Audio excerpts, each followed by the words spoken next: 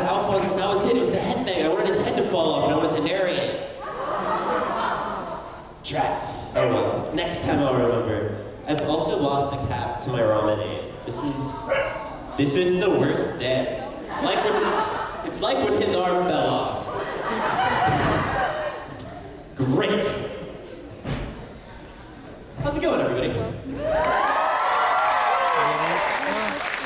Good. All right, so Q&A. I guess I should start asking questions. There's a lot I'd like to know about you guys.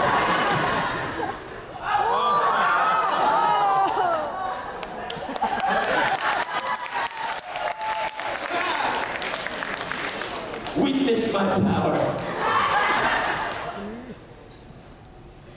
I'm sorry.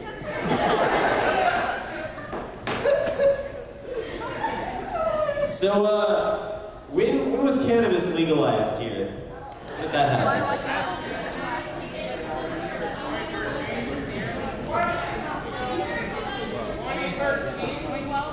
Raise your hand if you've used it. The cannabis that is now legal here. So less than half. Maybe like a third. Oh, I'd say like a fourth. That's interesting. So there we have it. Legalizing it doesn't cause everybody to go and do it. Glad we settled that. Let's see, how long has murder been legal here? Wait, guys. That's fair. 3 days? This is the purge. Alright, I guess y'all can ask one if you want. Anybody curious about something? Yeah. No, I've done it. A lot. You know, Party City, it's a dangerous place, guys. The party never stops there. But yeah, no, I just sound like, I sound more like if Alphonse were trying to impersonate a talking banana. That's me on helium.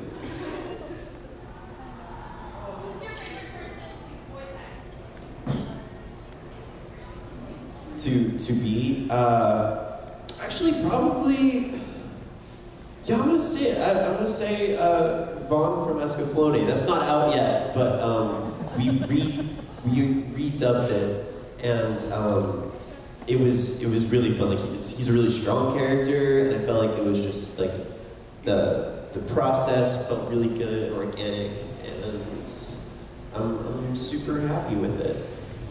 Also, like, it was the first time that I got to play somebody. He's like the antithesis. Like, he's as far as you can be from Alphonse while still being a good guy.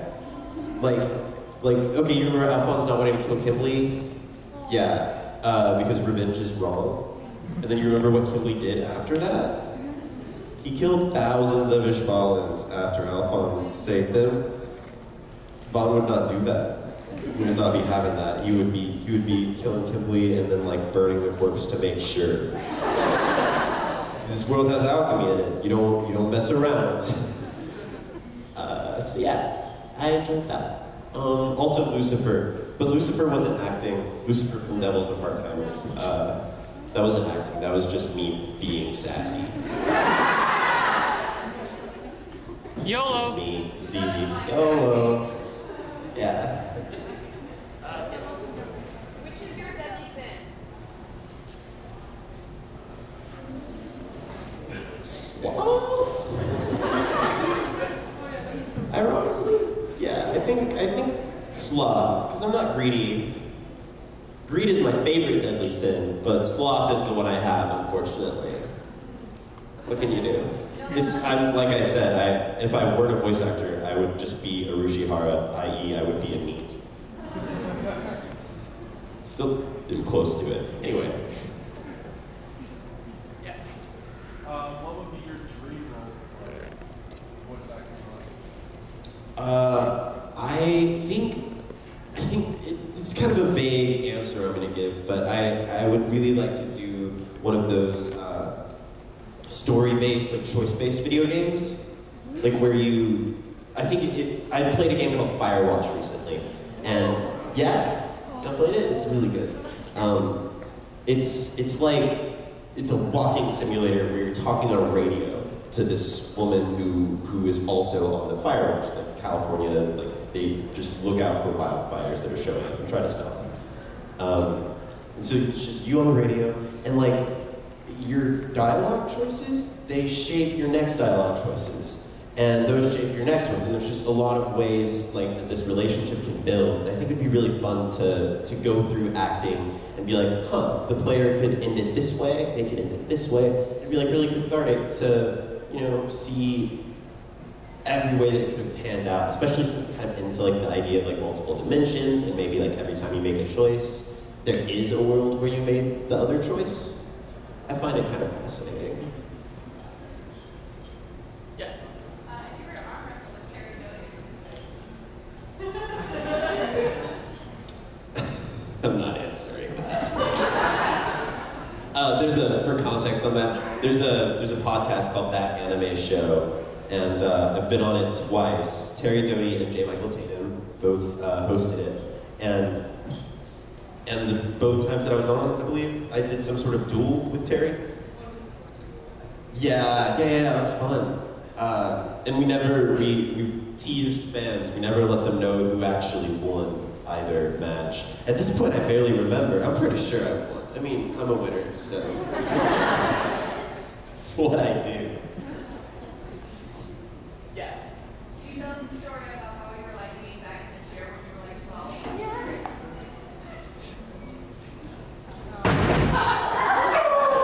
Actually,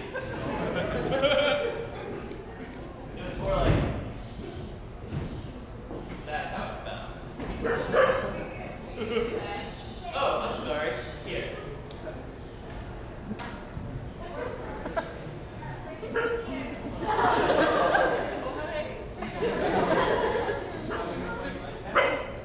Alright, so here's how I would voice act as a child. Imagine a bowl here. So I'd be like, you know, you hear 3 beeps and you're supposed to go do the line, right? So I'd be like leaning, chilling, and it's like beep, beep, and I'm like, all right. And then, hey, brother. And this time what happened was, it was a stool too, like it didn't have a back. So this time how it happened was, so I'm leaning back, and it's like beep, beep, and then the bottom of it flips out, like slides out this way on me, and I end up compressed between the wall and my own like knees. And I kick the bowl, and it makes this loud, raucous sound, and then I'm stuck there, and there's a pause. I haven't said my line, and then Michael, he's the director, he's like, Aaron. I was like, help me. Yeah. Oh, right. Thank you. Okay. Any other questions? When you played Al, did you ever leave any bombs? I don't think I did, actually. I don't remember any of them. I think we might have had some sort of Winry-related bombs, but the specifics aren't coming to me. You'll have to ask him about that. Yeah, I'm sorry. That was so long ago, you know. Yeah. I hear some stories about pranks that voice actors pull on others. VR pranks Yeah, I have pulled pranks on me. That's a good segue. I found some hairspray at like a Walgreens at Anime Festival Orlando, and the hairspray made your hair blue, right? And so I had my hair all blue. And Vic was like, that's awesome, I want to do it too. You know, let's make it like a brother thing. I was like, I got you. And so I went back to the place, and I saw purple hairspray. And I was like, I'm using this. This is what he gets. And so I bring it to him, and I'm like, yeah, sorry man, they didn't have any proper blue, but they do have this purple hairspray. It was light purple, you know? And he was like, oh, do you think I should? And I was like, yeah man, it'll look great. And it came out just totally pink on his blonde forehead. So yeah, he looked prideful. Get my drift. It was good. Oh yeah? Yeah. I remember that. Chris Club right? Yeah. The other thing we did, it was me and Travis Willingham that did this one. Vic has this tendency to, he will say that he likes something, and then people will bring a bunch of it to him, because he has a very strong fan base. And so what we did was me and Travis Willingham decided to screw him. So we were at this panel, and we were like, Vic loves cake, guys. He is such a big cake fan. If any of you could get him a cake, it would just mean the world to him. Like, it would just fill his eyes with stars. And the next day, we pass him at his signing line, and he has 8 cakes stacked beside him. And he just looks at us.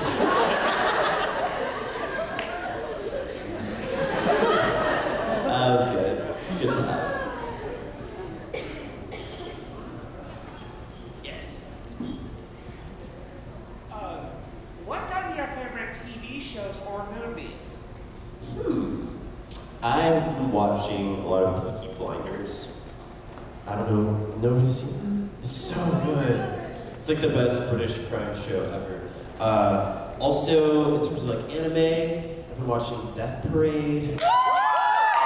Yeah, that is some cool stuff. Really recommend that show. That's getting close to being my new like go-to for people who are like, I'm not an anime fan. Like hush. You mean you're not a shonen fan? I see. Like there's too many genres of anime for somebody to actually honestly be able to say, I don't like any of it. It's like saying, I don't like paintings. They all suck. They're awful. I can't stand them. Like, you don't make any sense right now. Think this through. Yeah. Do you have what's your favorite video game or video game series? I've started playing League, but that's not my favorite video game. It's just you tried, so you came in strong. And screeched to a halt. Well, it's because I started to give the caveat, don't play League, guys. It'll ruin your life. Like, that's what turned me into Urushihara. Like, I can't. It's like either you win and you like carry your worthless team and you're like, I am a god, or you lose because of your worthless team, I'll add. Never your fault. And then you're like, I can't end it like this. I have to go again. And then like after that, you win, but you get carried by someone else, and they're like useless team, and you're like, I'm not useless, senpai. Did you see me land that stun for you? That was good. That helped. And you're like, I gotta do better. That was shameful. I gotta 1v1 you, bro. Anyway, yeah. Been playing League. Firewatch is really, really good. It's a story-driven thing. And The Flame in the Flood is another game I just started playing. That's fantastic. It's like it's like Don't Starve, only you're on a raft. And it's after the apocalypse, and you're on this raft trying with a dog, with this adorable dog, and you're trying to, survive. And you can hit like rapids and stuff, and you'll drown if your raft breaks. There are wolves and boars and snakes. Yeah, and the dog's like that big, and it's so cute because he'll try to fight the wolves. It'll be like, ruff, ruff. You know, they're huge and black and scary, and you got this cute little dog who's like, I can take him.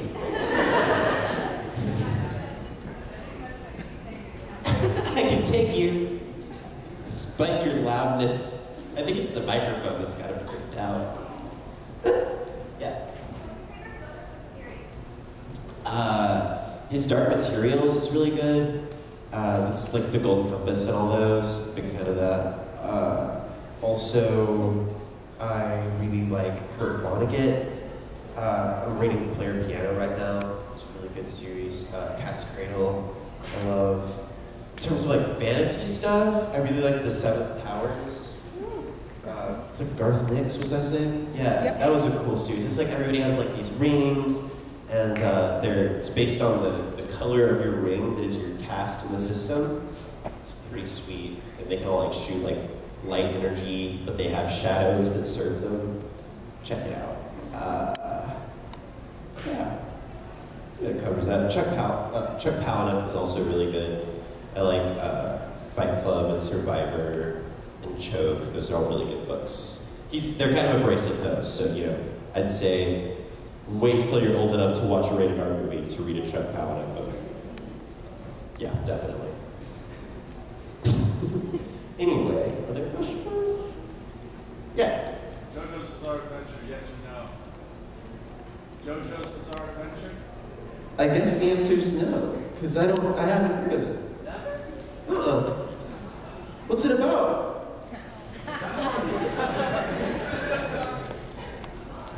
It's a bizarre adventure. Okay, noted. We were talking about salad fingers earlier today. I love when the kid shows up. He's like, oh, you're just in time. And I needed help cooking this fish. And then, like, the kid, like, it just zooms in on his face. He's like, come, child. And he, like, puts the kid into the stove and just cooks him instead. Good stuff.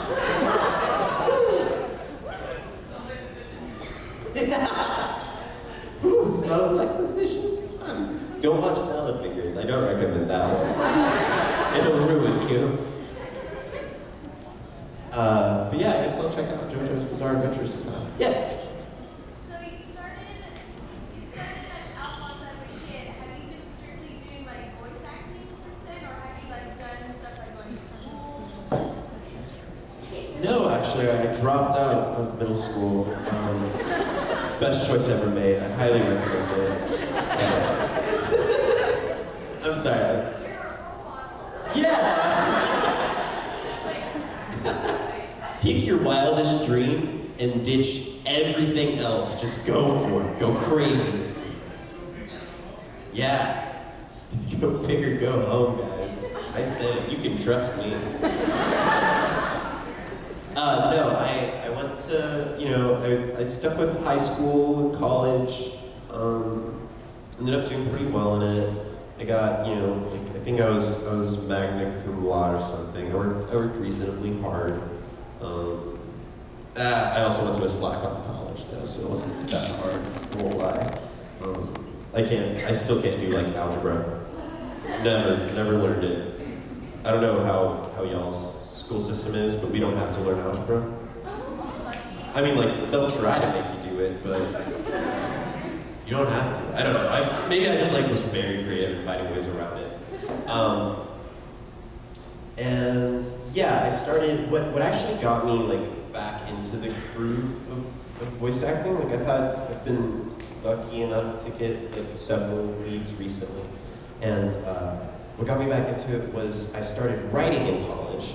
And then from that writing, I sent a story to audition for we adapt our scripts. So we like take the Japanese translation, and then that doesn't fit the mouth movements, you know? Like the Japanese take pauses at different places than us and what have you, so we have to like change that to be longer or shorter, whatever the translation was, like whatever you'd see on the subtitles, and then also make it like actually make sense. Just sometimes they just use idioms that don't make any sense.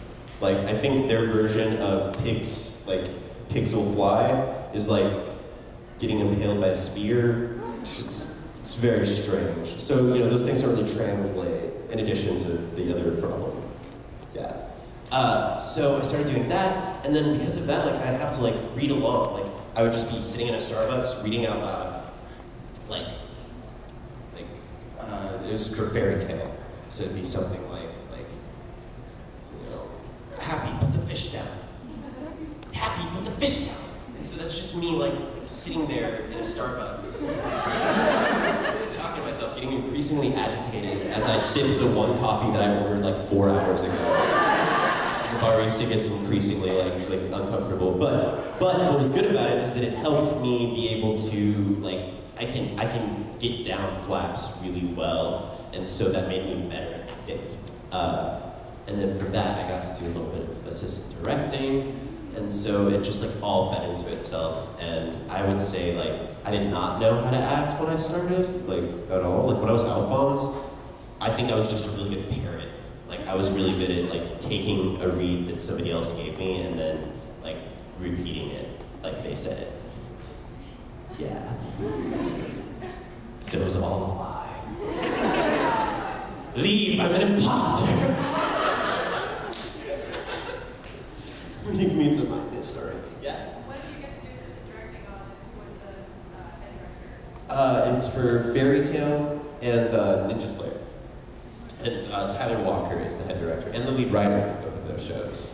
Ninja Slayer, in case y'all haven't heard of it, is ridiculous. It's like,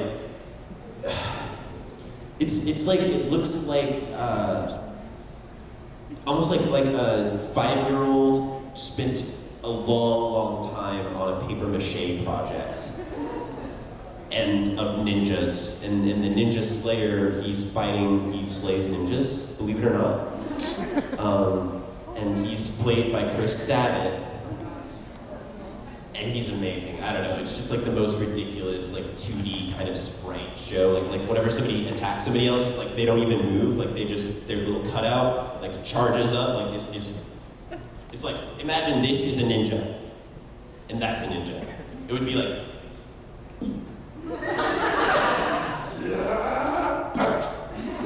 and then he jumps back, you know? It's really special. You can never tell if like you're being conned and this is garbage or if it's genius. Like, I have no idea to this day.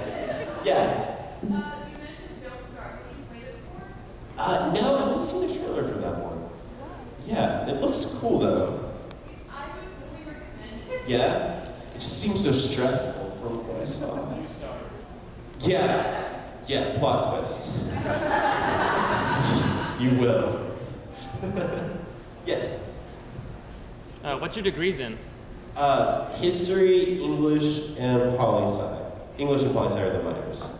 But yeah, history major, believe it or not. Totally random, I know. That's my major. Hey! Hey! Solidarity. Woo! You'll find something, man. Yeah. What's the most embarrassing thing that's happened to you in your career? That's a great question. Why would I tell you? I'm just kidding. I'll come up with something. It won't be like the most embarrassing. Hopefully. Hopefully I can think of something that's like middle ground embarrassment. I mean, aside from falling down in the first crying, no? Yeah, right? Like, that was a little bit embarrassing. I also, one time at a con, I like really had to pee and I ran into the women's bathroom on accident. I was in there for like a good half an hour. My mother was with me, because I was like, 14, 15, and she had gathered security officers to look for me by the time I got out of there. So it's like my mother and a bunch of security officers. And I just escaped the women's restroom, so I'm looking suspicious. So it's like the panel of judges. Yeah, that was great. I was in bad trouble. I think it was funny enough that she understood me. Yeah.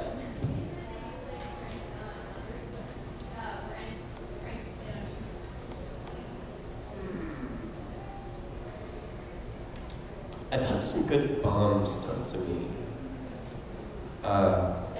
Where people were just like, where they just made, like, strings of profanity fit the flaps perfectly, so that it would, like, take me a second. Like, I would just stop, like, right before, because you hear the other actors who've already recorded before you go, before you put in your part. So, I'd hear it, and then I'd be like, about to start, or like sometimes I'd get like a couple words into the line and then I'd be like, wait, what? Oh. And they do it at serious moments too, like they'll mess with you. It doesn't matter, like no scene is too sacred for a bomb. Like, think of the last time you cried in an anime and somebody did a bomb. It's not always true, but if they come up with something, they'll do it. Any other questions? Yes? Can you tell us any more about the Escaflowne dub, the new one? The cast is going to be really good. If you liked, you know what? I'll go a step further. If you liked FMA, you will not be disappointed by Escaflowne. Yeah. I'm trying to think. Yeah, no, I got nothing. I'm excited. I've enjoyed it. Yeah.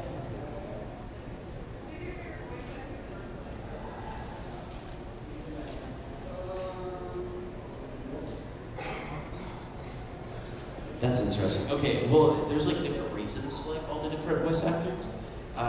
It was interesting for me because so I actually started directing on this random sort of harem-y anime called Showman Sample. Oh yeah? Yeah, don't, I shouldn't say that, never mind. Strongly review your options before you pick up that one. Make sure you know what you're getting into. But that was a bunch of new actors. It was sort of like a training wheel show, and we dubbed it. And so mostly I've worked with actors who were super new to it. But out of those, Dallas Reed is a really cool guy, and Sarah Wiedenheft is pretty hilarious. I don't know if y'all know these actors. In Fairy Tale, though, Colleen, she plays Urza. She's just like amazing. Like she just goes in there and is perfect. Like it's really sickening actually. Like for me, it's like I will screw up the line the first